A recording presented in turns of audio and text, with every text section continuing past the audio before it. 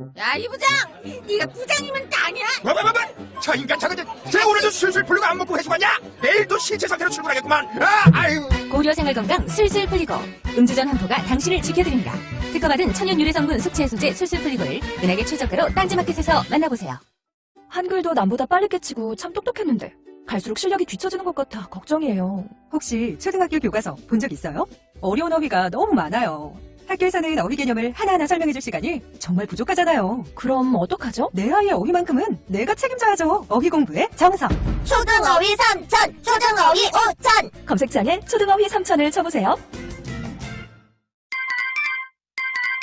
자려고 누웠는데 저스툰 지루한 지하철에 저스툰 자려고 누웠는데 지루한 지하철에 클래스가 타는 재미 저스툰 클래스가 타는 재미 저스툰 웹툰 웹소설은 저스툰. 클래스가 타는 재미 저스툰 다시 날씬해지고 싶어. 다이어트 해야 하는데 좀 간단한 방법 없을까?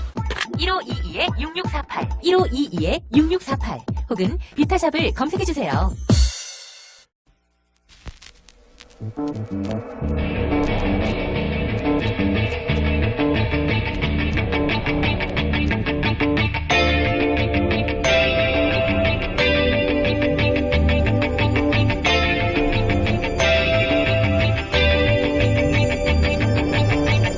안녕하세요, 김호준입니다. 지난 월요일 부동산 문제는 어릴 적부터 사유재산과 공동체 윤리라는 별도의 교과를 통해 관점을 만들어줘야 하는 문제라고 얘기한 적이 있습니다. 어떤 분이 그 이야기를 듣고 제게 이런 말을 했습니다. 부동산과 공동체가 무슨 상관인가. 내가 부동산을 시작하는데 누가 돈을 보태준 것도 없고 그 집값을 올리기 위해 인테리어도 내가 있고 내 노력으로 내 돈으로 취득했고 세금까지 냈는데 내 재산을 놓고 나한테 아무런 도움도 준 적 없는 남의 상황을 왜 고려해야 하냐. 반만 맞는 말입니다. 그렇게 취득한 부동산의 가치는 본인의 노력과 그 집에 들어간 재료 값의 합이 아니죠. 그 가치는 그런 노력과 재료에 더해 그 입지 등 주변 수많은 요소들의 복합된 가치가 만들어낸 거죠. 그런데 그 도로, 교통 편의, 교육, 공원, 그 주변 환경은 시도, 국가 재정이 만들어낸 겁니다. 그리고 그 재정은 그 공동체가 벽출한 돈으로 만든 거죠. 그 부동산의 가치가 사유재산인 건 분명하나 조금만 생각해보면 그게 전부 혼자서는 결코 만들어낼 수 없는 가치인 겁니다. 그래서 부동산은 사유재산의 관점만으로는 풀 수 없다. 사유재산과 공동체적 윤리가 긴장관계 속에서 해법을 찾아야 한다. 그런 이야기죠. 사실 어려운 이야기가 아닙니다. 우리가 그런 걸 배우지 않았을 뿐이죠. 김호준 생각이었습니다.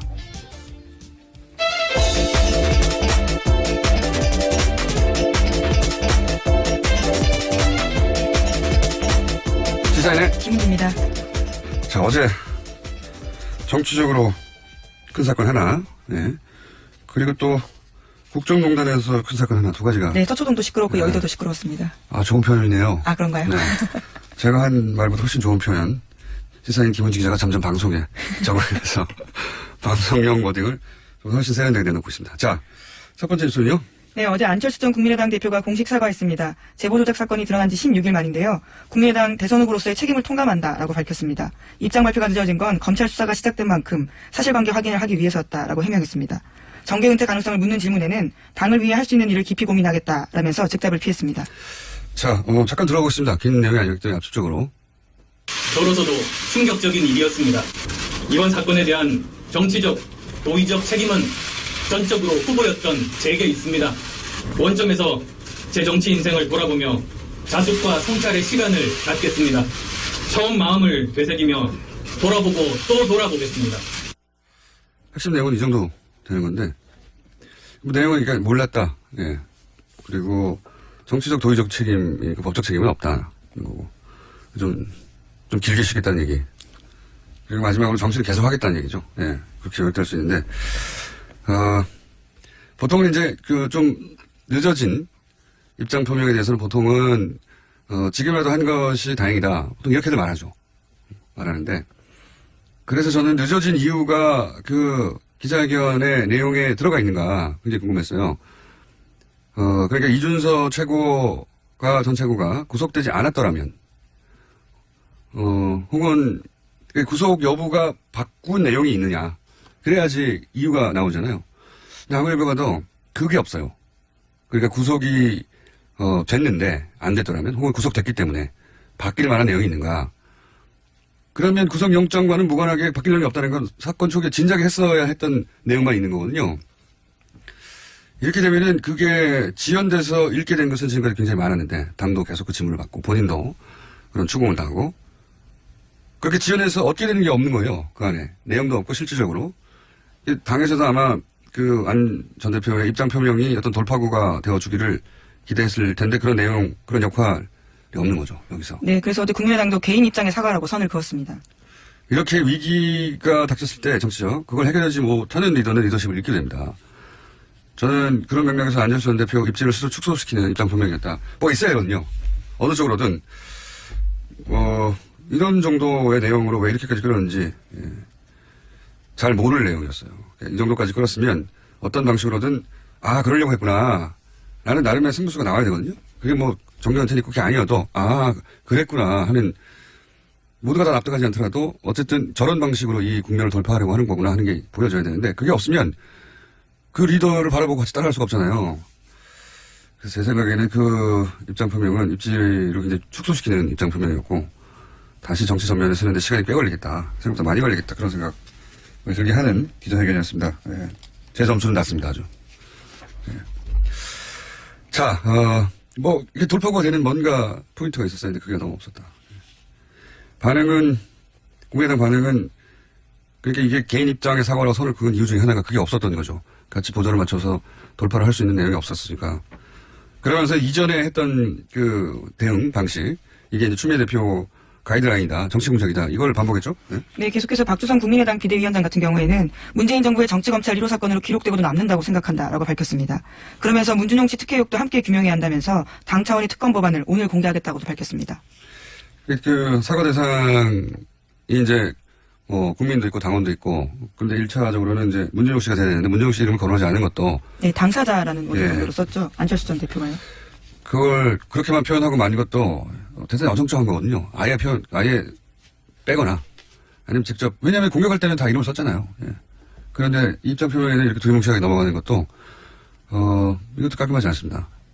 왜냐하면 특검하자고 이제 나오고 있죠. 야3당 공조에서 특검은 사실 불가능해요.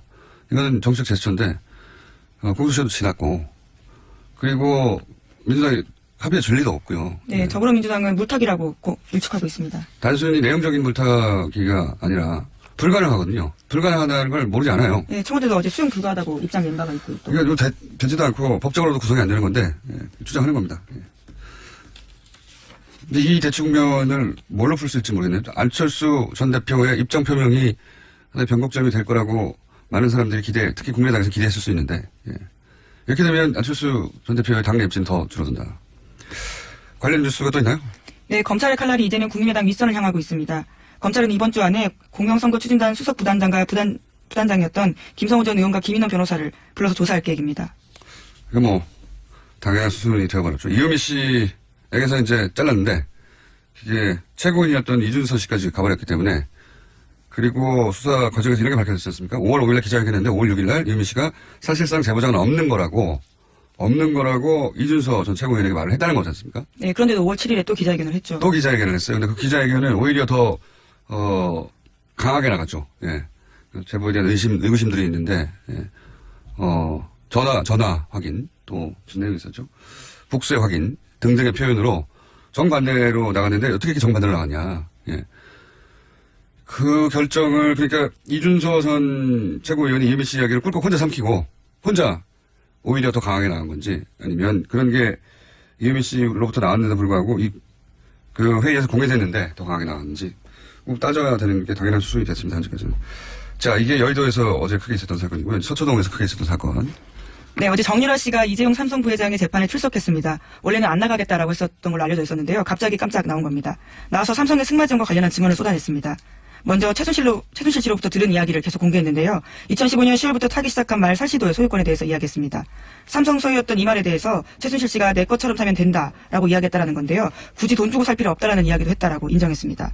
또 삼성에서 혼자만 지원받은 것이 소문나면 시끄러워진다. 삼성이 말 이름 바꾸자고 하니 바꿔야 한다. 이런 최순실 씨의 말도 공개했습니다. 그런데 이제 최순실 씨 그리고 삼성 이재용 부회장 박근혜 전 대통령이 일관되게 부인했던 것들 여기서 정유라 씨의 손은 다 부인된 거예요. 예, 그 말도 네 거야 돈 주고 살 필요가 뭐 있어 네 거야 라고. 그리고 삼성에서 혼자만 지원받는다는 사실을 최순실 씨도 알고 정유라 씨도 알고 있었던 것이고. 예, 그리고 여기서 이제 말 스탁은 삼성은 모른다고 했죠. 네, 일관된 예, 입장입니다. 최순실 씨가 혼자 몰래 거죠. 주도했다는 건데 이 정유라 씨의 증언에 따르자면 이게 이제 삼성이 이 제안을 하고 주도했다는 그리고 말 바꾸기 전날 삼성과 최순실 씨가 따로 만났다는 것도 얘기가 들어있어서 전면적인 삼성 입장을 뒤집는 거죠. 네, 수혜 당사자가 거기에 대해서 사실이 아니다라고 이야기한 겁니다. 그리고 뭐 녹취 파일도 있다고 얘기도 했고, 그죠? 네, 증거 삼성 변호인단이 공격하니까요. 자기에게는 전화통화 녹음 파일도 있다라고 제출할 수 있다고도 이야기했습니다. 그러면서 그런 얘기가 나왔지 않습니까? 그 정유라 씨에서 작년 9월 그러니까 국정농단이 시작하는 초기죠, 초기. 네, 한겨레가 첫 보도를 9월 20일에 했거든요. 네. 그리고 말 관련된 보도가 9월 23일에 나왔습니다. 경향신문을 통해서요. 거의 첫 말과 관련된 보도는 경향신문을 통해서 많이 나왔는데 거의 첫 보도입니다, 이게. 첫 번째인데, 그러니까 정유라 씨에게 말을 지원한 거 아니냐는 의혹이 등장을 한 첫 시기인데 정유라 씨 얘기로는 그 보도 있기 전에 네, 이미 그 전이라는 거죠. 네, 전에 삼성에서 앞으로 시끄러질 것 같으니까 말을 바꾸라는 얘기를 최순실 씨에게 삼성이 했다는 거잖아요, 삼성이. 네, 그 이야기 자기 또 들었다라는 거고요.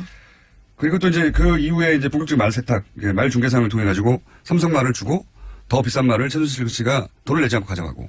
근데 그때 발생한 차액, 그걸 누가 내느냐? 그거를 엿볼 수 있는 새로운 사실이 나왔어요. 정균아 씨에 의하면 말 중개상한테 들었다는 얘기죠. 말 중개상이 삼성에서 차액을 받아야 하는데 안 준다고 지금 불만을 토로했다는 거 아닙니까? 네, 그 중개상 같은 경우에는요. 삼성에서 돈 필요한데 왜 안 주냐라는 이야기를 자기가 직접 들었다고 이야기했습니다. 그러니까요. 말 교환의 차액을 이전까지 특검에 주장했던 것은 그 차액을 최순실 씨가 주고 그 차액만 주고 말을 가져갔다는 게 특검의 파악 내용이었어요. 그런데 정유라 씨의 지금 주장은 말 중개상은 그 돈을 삼성으로부터 받는 것으로 알고 있었다는 거죠. 그러니까 차액도 최순실 씨가 내는 게 아니었다는 새로운 사실이 이 사실이라면 정유라 씨에서 주장된 거죠. 당사자에서. 네. 어제 특검이 이렇게 물었습니다. 삼성이 차액을 안 보내줘서 당사자가 짜증낸 적 있느냐라고 물어보니까 안드레아스, 그러니까 승마 코치이자 말 교환했던 사람이 영어로 삼성 needs to pay me, 그러니까 삼성이 내게 돈을 줘야 한다라고 말했던 기억이 난다라고 이야기했습니다. 뭐 이게 나중에 최종적으로 최순실 씨가 자기 주머니에서 돈을 꺼내줬는지 아니면 이 돈조차 돌려서 받아서 줬는지 아니면 삼성이 줬는지 그건 모르겠어요. 모르겠지만 애초 말이 되기로는 말 중개상 말이 두 번 나오네요. 예, 앞에 말은 이야기가 되기로는 말 중개상은 그 차액도 삼성으로부터 받는 걸로 알고 있었다는 거죠. 예. 처음 나온 내용입니다. 그리고 재밌는 것은 말을 바꾸기 전에 자신의 승마 코치죠. 예. 코치이자 첫 번째 돈을 받는 그 창구가 됐던 코어 스포츠, 그 이전 전신인 비덱 스포츠의 대표까지 했던 캄플라데라는 사람한테서 말 바꾸기 전날 삼성전자 임원 2명과 엄마가 만났다. 예. 말 관련된 얘기, 말교환에 관련된 얘기가 아니겠는가, 뭐 이런 추정인데, 재밌는 것은 이게 그 통화 내용 녹음 파일이 있다는 거예요. 네, 물증이 있다는 거죠. 자기 말을 증명할 수 있는. 그러니까 딸이 자신의 승마 코치한테서 엄마가 이런 일을 했다라고 하는 증언을, 그때는 증언이라고 할 수 있을지 없을지 모르는 상태인데, 굳이 녹음해 놨다는 거잖아요. 예.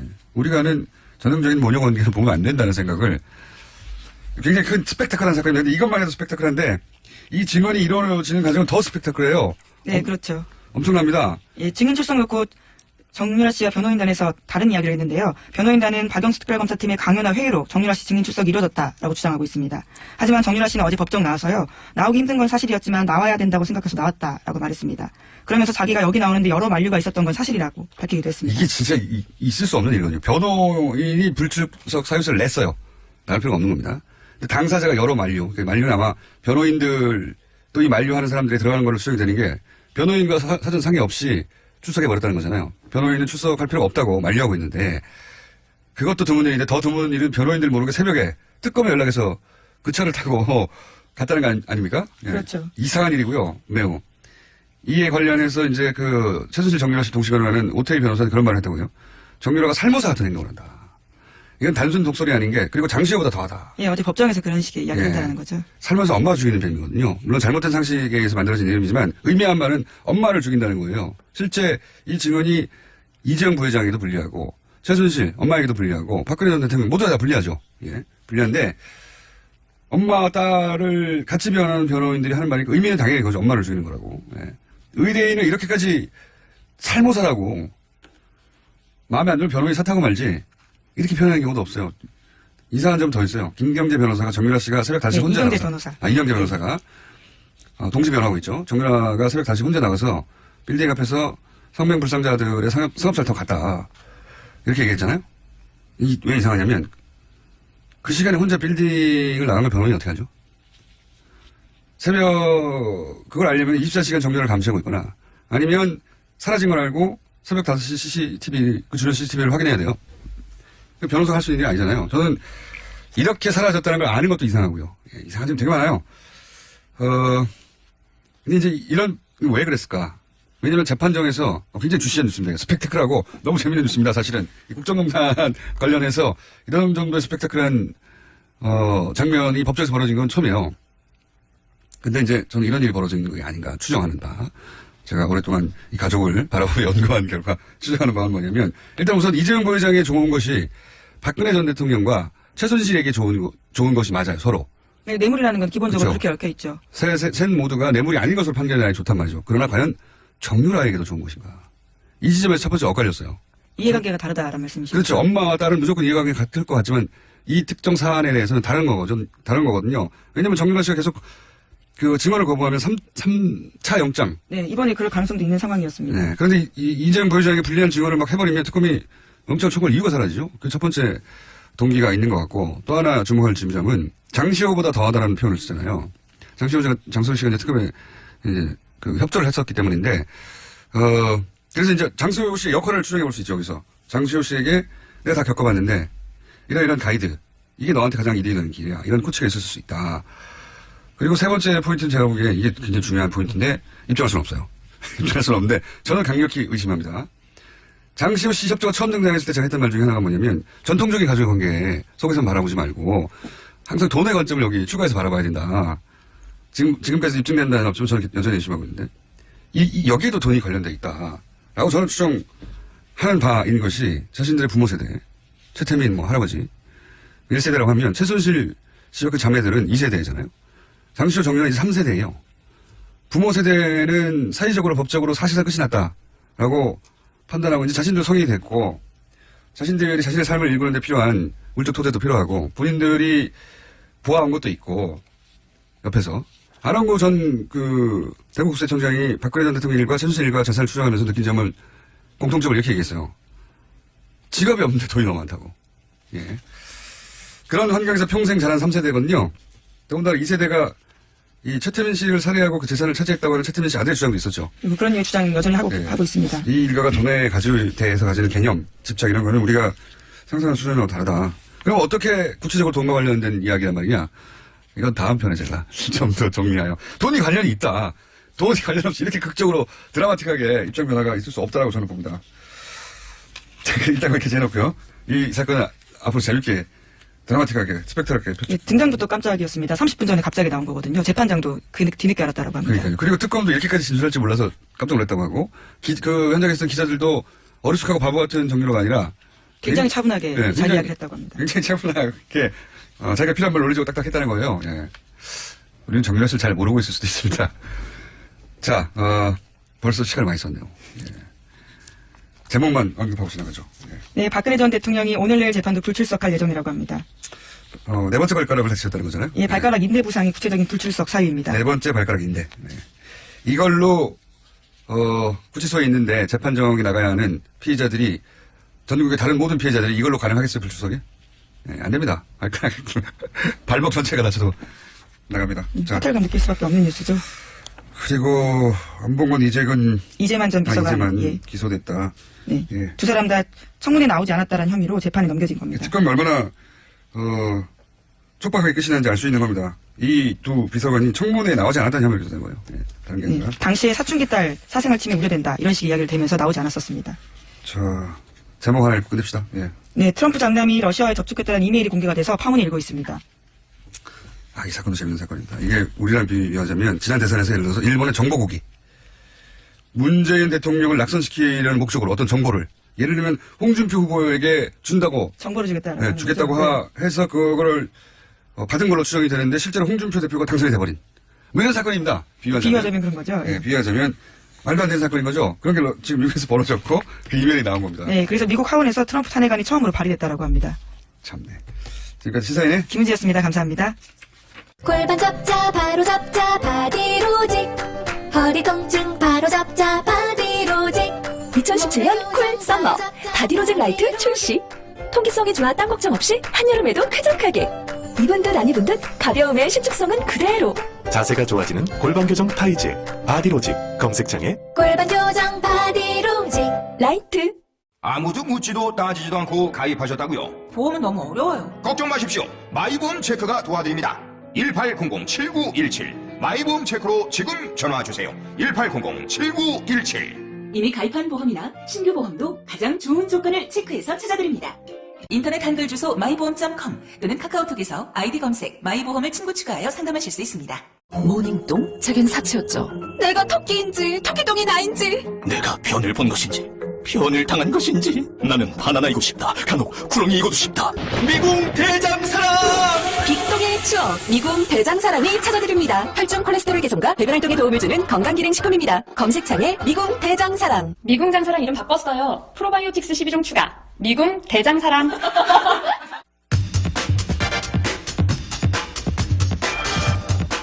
자, 굉장히 오랜만에 방송에 나오시는 분입니다.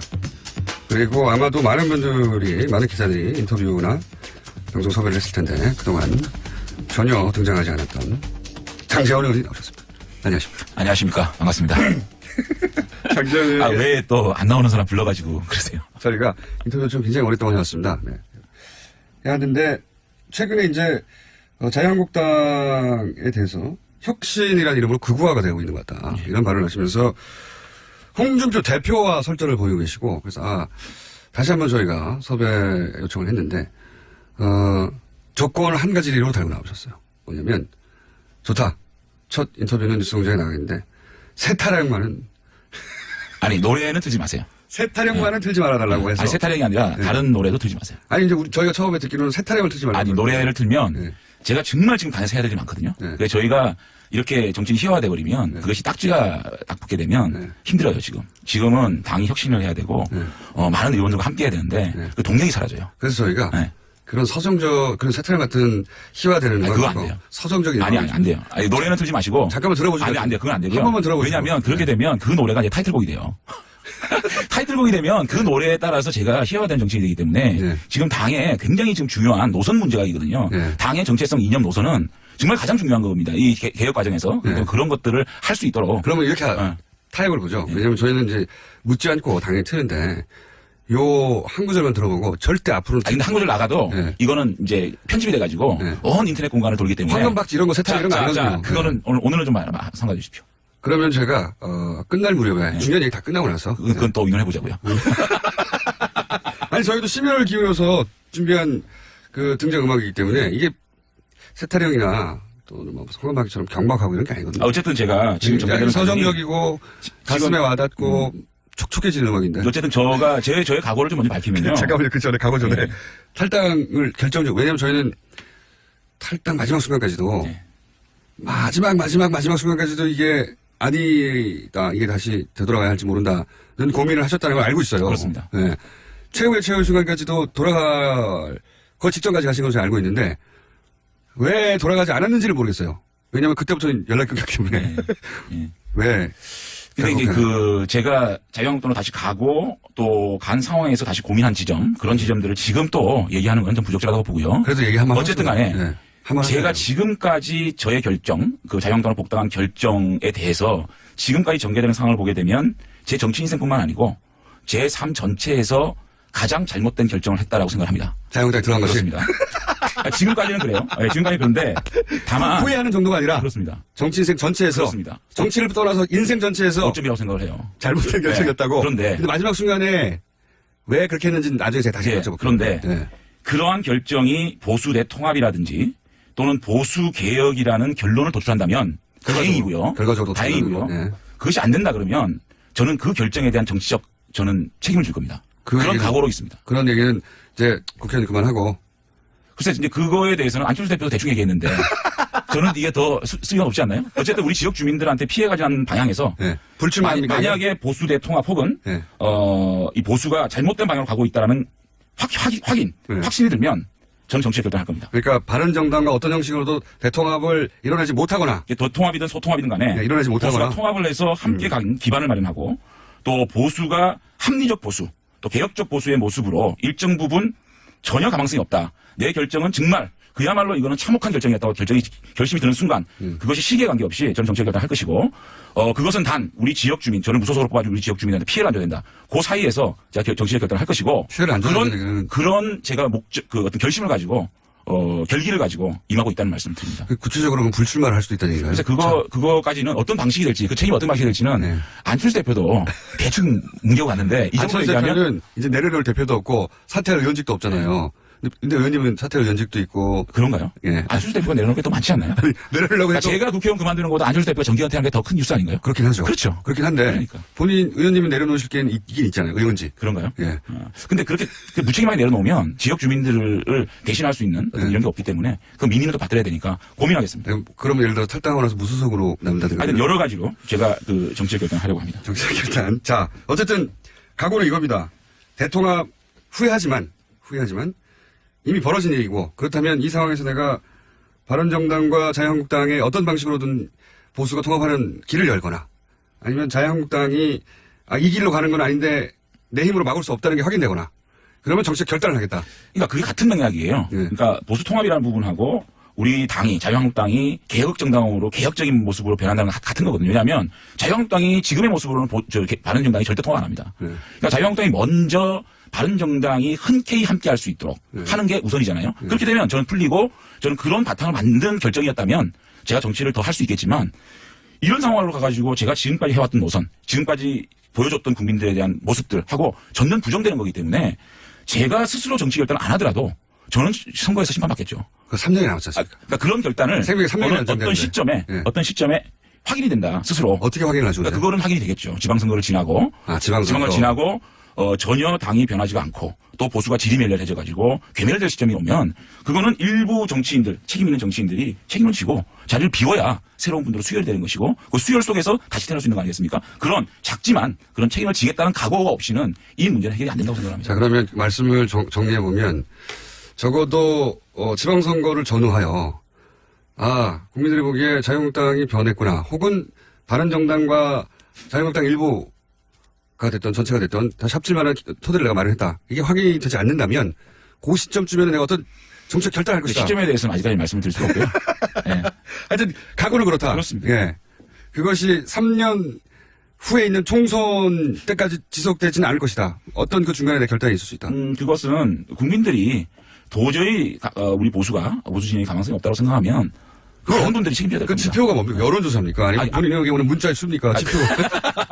그거는 일반적인 상식에서 보편적인 상식에서 바라보면 될 겁니다. 그래도 그 상식은 뭐 해석 나름이라 아직 그 정도의 결기를 가지고 그 결기가 구체적으로 그래서 지금 많은 의원들이 필요합니다. 저 혼자 이 문제 해결할 수가 없고 일단 그 탄핵 부분에 대한 분명한 어떤 그 해석 이런 것들이 먼저 필요할 것 같고요. 네, 그런 것들을 단계적으로 해나가야 된다고 봅니다. 자, 그러면 그 안에서 바른정당과 함께했던 사람들 그때 가졌던 생각 그거를 지금 자유한국당 내에서 구현해 보고 싶으신 건데 이제 이용하시니까 지금 최근에 이제 자유한국당의 이제 혁신위원장이라고 오신 분 유석준 교수 위원장에 대해서 당의 혁신의 힘으로 극화 되는 것 같다고 표현하셨잖아요. 예. 이게 어떤 의미입니까?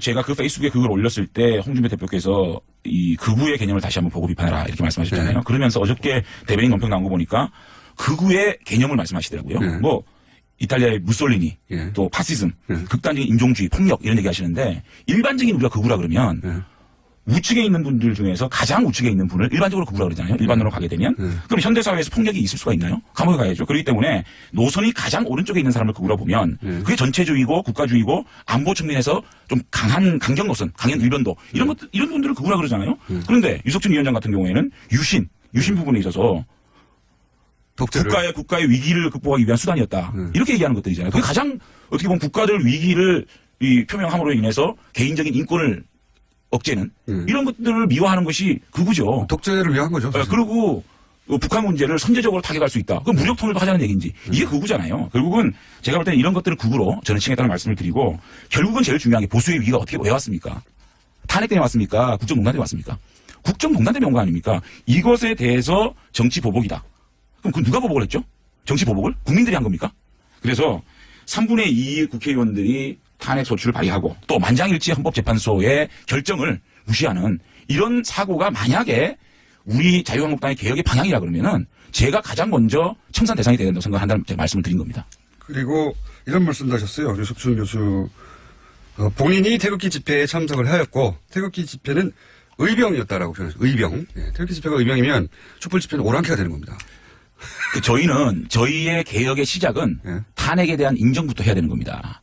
지금 우리 자유한국당이 가장 쉬운 방법이 태극기 집회 논리를 가지고 그분들을 결집시키는 것이 가장 쉬운 방법입니다. 그거를 하고 있죠. 그러니까 그런 것들을 아깝고 아쉽고 힘들지만 그것을 잘라내지 못하면 우리 자유한국당은 거기서 가치는 15% 20% 정도에서 끝난다. 그래서 저는 그런데 이미 유석춘 위원장이 혁신을 하려고 들었는데 그분이 그런 생각을 하는 분이면 이미 명백해진 거 아닙니까? 보겠다는 거는 앞으로 혁신위원회 임명 그리고 자신의 그러한 사상이나 노선 이념을 자신의 개인적인 생각이라고 말씀하셨거든요. 그렇기 때문에 개인의 이념이나 사상이나 역사인식을 당의 당헌당규나 정강정책에 반영되면 안 된다는 게 제 주장이고요. 혁신위원회 임명과 혁신의 하는 과정을 지켜보겠다는 것이고요. 제가 말씀드리는 혁신의 가장 시작은 뭐냐. 제가 가장 주장하는 거는 지난 9년간 대한민국의 국민들이 우리 보수에 얼마나 많은 표를 주고 얼마나 많은 도움을 주셨습니까? 그런데 지난 9년 동안 우리 보수가 정권을 잡아가지고 양극화가 해소됐습니까? 일자리가 많아졌습니까? 외교를 잘했습니까? 안보를 잘했습니까? 아무것도 잘못했잖아요. 그렇기 때문에 국민들은 정권을 바꾼 겁니다. 이 민심을 철저하게 9년간 우리가 정책적으로, 정치적으로 또 권력을 운영하는 데 있어서 뭘 잘못했는지 먼저 이것을 백서로 만들어서 국민 앞에 반성하는 것이 먼저다. 그거를 실천하지 않고 우리 9년간 보수 정권이 국민 앞에 잘못한 것 이거 자복하고 반성하고 그거를 낱낱이 우리가 그거를 국민한테 보고하지 않으면 혁신의 시작이 되지 않는다. 저는 이렇게 주장하는 겁니다. 그런데 개인적인 생각이라고 했지만 개인적인 생각과 다른 일을 하라고 어떤 분을 모셔오지는 않잖아요. 다만 이미 시작된 거 아닌가요? 물론 그래서 제가 우려를 표한 거고요. 가장 중요한 게 역사인식, 유신이라든지 대북 문제라든지 이런 걸 바라보는 인식과 또 가장 중요한 탄핵. 그 문제는 뭐냐면 지금까지 우리 보수 정당이 산업화 보수가 있었고요. 그다음 민주화 보수가 있었잖아요. 그런데 지금 산업화 보수는 보수보다 민주화 보수가 그동안 한나라당 새누리당 이끌어온 건 사실이거든요. YS의 어떤 정신을 좀 많이 이어받은 부분인데 지금 다시 산업화 보수로 회귀하려고 하는 모습인 겁니다. 박정희 시대로. 이런 것들을 우리가 어떻게 규정할 것이냐는 부분하고 최근에 있었던 탄핵 이것이 보수의 계매를 가지고 오는 또 국정농단이 보수의 계매를 가지고 오는 가장 터닝 포인트인데 이것을 어떻게 규정할 것이냐. 이것이 가장 중요한 포인트거든요. 자, 위원장이 이렇게 임명된 거에 대해서 제가 강한 입장표명을 했습니다. 자, 그럼 앞으로 혁신위원들이 어떻게 구성될 것이냐, 또 혁신이 어떻게 구성될 것이냐, 그런 것들을 어떤 결정을 할 것이냐. 의원총회에서 얘기하고 만약에 유신에 대한 역사적인 판단, 또 이 국정농단에 대한 역사 판단을 당이 잘못 판단한다 그러면은 그거는 노선 투쟁을 할 수밖에 없는 상황 아니겠습니까? 혹시 이렇게 강하게 부딪혀가지고 출당 당하시려는 계획 아니에요, 혹시? 글쎄요, 그게 이제 그렇게 되면 결국은 청산 대상이 되겠죠. 그러니까. 나를 청산시킬 사람이 없다. 이렇게 해서 출당당해야 되겠다. 그런 다음에 다른 정당이 나를 주석하라. 이런 혹시 계획이 아니신가? 아니, 첫째는 저는 이제 보수 혁신의 이제 그 단계를 첫째는 우리가 반성 백서, 9년간의 우리 보수 정권이 잘못했던 거, 반성 백서를 내서 국민 앞에 보고를 드려야 되고요. 두 번째는 당내 혁신. 당내 혁신은 당무 감사를 통해서 인적 청산. 세 번째는 보수 대통합. 네 번째 우리가 이제 할 수 있는 일이 여당에 대한 감시. 사실은 지금은요, 우리가 문재인 정권을 아무리 얘기를 해도 너나 잘해라 그러거든요. 메신저로서의 신뢰가 떨어진 겁니다. 메신저로서의 신뢰를 먼저 확보하는 것이 먼저고 그 다음에 정권을 견제하고 비판할 수 있는 힘이 생기잖아요. 지금 현실적인 힘은 있어요. 백석이 있기 때문에. 그 힘이 107세의 힘보다 너무 작은 힘인 거예요. 그거를 동력을 확보하기 위해서는 우리가 9년간의 반성과 당내 혁신이 먼저 돼야 그 다음에 보수 통합을 해가지고 기반을 마련해야 문재인 정권을 감시를 하죠. 문재인 정권이 잘못된 부분을 감시하지 못한 야당이 필요 없지 않습니까? 그런 것들을 하기 위한 단계, 저는 이렇게 제시를 하는 겁니다. 그러니까 이게 미필적 고의한 출당을 당하시려는 어떤 치밀한 계획하에 지금 출당은 다 해봤자 제가 어디 가겠습니까? 그냥 낭인되는 거죠. 장재현 의원님과 비슷한 문제의식을 가진 분들이 당내에 있습니까? 저는 많다고 봅니다. 결국은 탄핵이라는 부분 많다고 본다는 것은 짐작이시잖아요. 그 표현은. 그렇죠. 이번에 유석춘 위원장이 임명되고 난 이후에 많은 분들을 만났고 또 많은 분들과 통화를 했고 많은 분과 교감을 했습니다. 만약에 탄핵 부분에 대해서 규정이 정치 보복이었다는 규정이 되어야 된다면 이미 말은 그렇게 나왔는데요. 아니요. 그거는 개인적인 의견이겠다고 규정을 했기 때문에 된다면 지금 5, 60명에 달하는 자유한국당의 탄핵 찬성파들이 있습니다. 이분들과 그룹핑이 되겠죠. 그분들과 바른정당이 합쳐질 수도 있다. 아니 그렇게는 보기 힘들고요. 어쨌든 보수 대통합을 해야 된다. 그렇기 때문에 그러한 국정농단에 대한 우리의 반성을 기반으로 하고 또 그런 역사 인식들을 바로 잡아가는 과정이 필요하다. 그런 것들이 전 노선 투쟁이라고 알겠습니다. 노선 투쟁을 하시겠다는 의지가 충만하고 그게 정말 명백히 실패한다는 게 확인되면 나는 이제 책임을 지겠다 정치적 그런 말씀이신데 그럼 노선 투쟁을 같이 할 사람 새도 있어야 되고 그런데 지금 홍준표 대표는 당대표가 됐음에도 이 정우택 원내대표 이쪽 노선 당대표가 됐는데도 이쪽이 밀리는 듯한 양상이에요. 저는 홍준표 대표께서 예. 그 탈당하기 전날 심야 회동에서 세 가지 말씀하셨어요. 첫째는 자신이 하고자 하는 정부는 박근혜 정부의 2기가 아니다. 홍준표 정부다.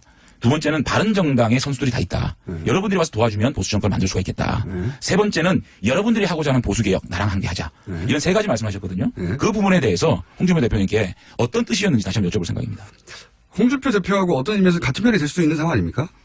그렇게 하면 편하죠. 그런데 저희 입장에서는 사실은 홍준표 대표께서 당 어떤 그 내부의 지지 세력이 없는 상황에서 저희들이 함께 한다 그러면 정말 편한 길을 갈 수 그런 있겠죠. 제안을 안 해보셨어요, 홍준표 대표한테? 근데 그런 것들이 지금 어떤 의미가 있을까? 뭐 그래서 혼자 하는 것보다 당대표하고 손을 잡는 게 낫지 않습니까? 그래서 대표님께 지금 제가 독대를 한번 신청을 할 생각입니다. 아, 이 방송을 통해서 하시는 겁니까, 지금? 아니, 제가 여러 요소로 말씀드리고 있습니다. 같은 당에 있는데 뭐 그냥 쭉 들어가서 만나면 되는 거 아니에요? 그렇겠죠. 예. 그러니까 그거 결심까지 하실 일은 아니에요. 결심은 아니고요. 어쨌든 제가 한번 터놓고 말씀드릴 기회를 가지려고 합니다. 나오신 김에 이제 앞으로 저희 방송에 자주 나와서 용문자도 많이 받으시고 그러면 좋겠고요. 바른정당에 남아있는 분들에게 혹시 하고 싶은 얘기는 없어요? 일단은 그렇게 황영철 선배한테 제가 여러 번 말씀을 드렸어요. 내가 형님하고 같이 돌아가지 못해서 미안하고 또 형님이 외롭게 돌아가는 데 대해서 참 가슴이 아프다라는 말씀을 드렸고 어쨌든 제가 바른정당과 함께 할 수 있는 그런 아중물 역할을 제가 하겠습니다. 형님은 거기서 왜 못 돌아가신 거예요? 거의 돌아가실 뻔했잖아요. 예. 그 결정적으로 가족입니까? 동지들입니까? 환경입니까? 뭡니까 카테고리가? 결정적으로 못 돌아가. 제가 사실은 이제 탈당 기자회견하고 한 밤에 문자를 받았어요. 문자를 받았는데 고등학생인지 의원님을 정말 좋아했는데 실망이다 뭐 그런 거. 실망이다 뭐 그런 여러 가지 문자를 받고 영철이한테 전화를 했어요. 황영철 선배한테. 형님 우리는 아니지 않느냐. 우리가 이렇게 국민들한테 실망을 드리고 어떻게 정치를 하겠냐. 나도 그렇게 생각한다. 내일 자기는 기자회견 하겠다. 그래놓고 본인은 왜 다시 갔냐고요. 아니 그래서 이제 그거는 제가 좀 이따 말씀을 드릴게요. 언제요? 예, 제가 다음 주요? 또 나오라고요? 네. 아니 이제 기왕 이 기기를 들어오셨는데 제가 보기에는 기록을 깰 수 있지 않을까 다시 김성태 의원이 세웠던 기록이 있는데 그것만큼은 안 돼도 어쨌든 지금 막 옵니까? 아니 예상한 것보다 적게 와요. 지금 굉장히 잘하셨다는 거죠. 아 그래요? 예. 아니 근데 저는 제가 정직하게 얘기를 해서 이렇게 사랑을 받고 있는 정치인인지 몰랐어요. 아 정말 제가 이거 오바가 아니고요. 저는 사실은 솔직히 말하면 제일 먼저 김성태 선배가 욕을 제일 많이 먹을 줄 알았고 그 다음에는 권성동 의원인 줄 알았는데 실금이 제가 1위더라고요. 저한테 비난이 제일 많이 쏟아지더라고요. 그래서 내가 서정적으로 끝내보겠습니다. 서정적으로. 그러니까 제가 이렇게 그동안 많은 관심을 받아주셨는데 제가 이렇게 실망을 드렸구나라는 마음을 가지고 앞으로 좀 더 결기 있고 좋은 모습으로 정치를 해야 되겠다는 생각을 합니다.